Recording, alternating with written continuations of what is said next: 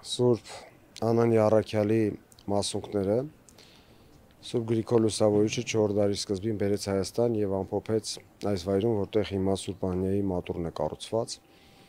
եւ Սուրբ Անանիայի մասունքների վրա է որ կառուցվեց Զորավոր Սուրբ Աստվածածին եկեղեցին։ Եկեղեցին կոչվել նաեւ Սուրբ Անանիայի անապատ, Անանիայի անվան հետ կապված,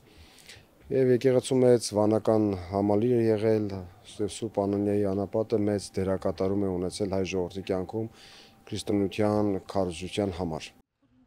Հոկտեմբերի 14-ին հայոց եկեղեցին նշում է Սուրբ Առաքյալի հիշատակության օրը։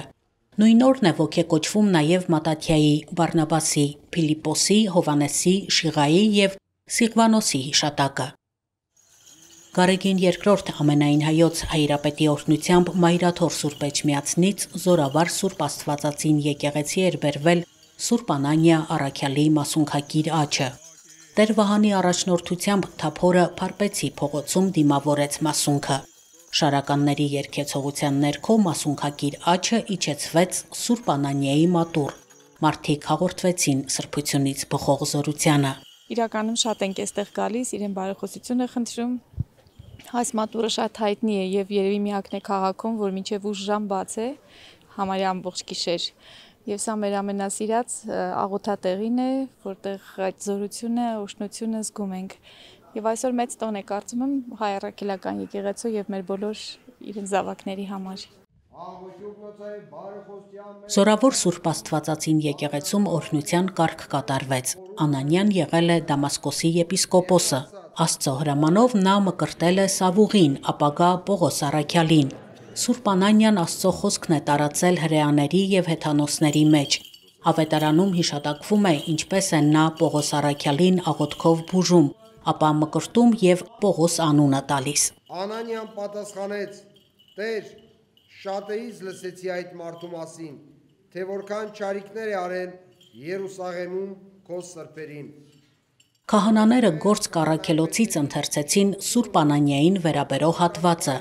Տոնի արդիվ մարդիկ աղոթքով խնդրում են Սուրբ Անանիայի բարեխոսությունը մարմնի ու հոգու բժշկության համար։ Խորանում սպասավորող Աշոտ Դպիր Արևշատյանը իր Տաթևացուց Տաթևացին գրքում անդրադարձել է Անանիա Առաքյալին ու այս սրբավայրին։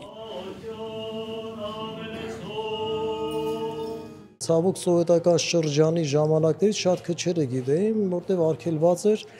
բայց աշխատեցինք հնարավորինս տարածել եւ Աստծո ողորմությամբ կարողացանք այնպես անել, որ արդեն այդ օրերը հատուկ պատարագ մատուցվեն, ոնց որ այսօր պետք է մատուցվի։ Այս տարածքը եղել է վանք, որտեղ մեծ հայրապետ Մովսես Տաթևացին եղել է վանահայր, այստեղ է ծառայել ըստ ավանդության նաև Հովանես Կոզեր մեծ վարդապետ 10-րդ դար Գրիգոր Նարեկացու հետ մեկտեղ եղել են 12 մեծ վարդապետներից մեկը հայոց աշխարհի եւ մերքից հետ ժանեցին Փիլիսոփա մեծ վարդապետը, որոնք երեք էլ այստեղ են ծառայել, Մովսես Տաթևացին եղել է վանահայր այստեղ եւ հետագայում դարձել է կաթողիկոս եւ մեծ համբավ է ձեռք բերել եւ համարվել է հայոց երկրորդ լուսավորիչ։ Զորավոր Սուրբ Աստվածածին եկեղեցում պատարագ մատուցվեց։ Պատարագիչը Տեր Հուսիկ քահանա Դոխոլյանն էր։ Պատարագ մատուցվել էր նաեւ հիշատակի օրվա նախօրեին հոկտեմբերի 13-ին Սուրբ Անանիայի մատուռ դամբարանում։ Մասունքագիր Սուրբ աչը եկեղեցում մնաց մինչև երեկո։ Աննա Թամրազյան, Վռամ Խանամիրյան, Եկեղեցական կյանք։